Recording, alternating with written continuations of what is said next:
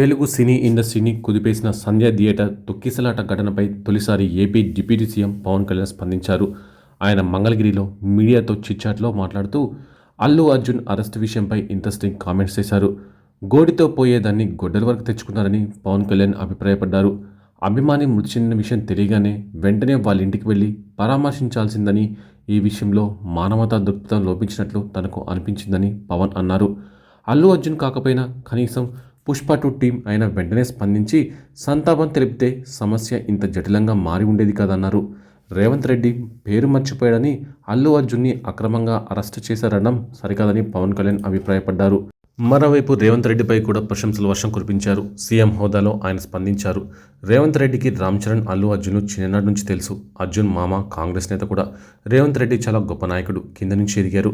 CM Revanth Reddy పేరు చెప్పలేదని అలా చేశారు అని నేను అనుకోవడం లేదు అని పవన్ అన్నారు.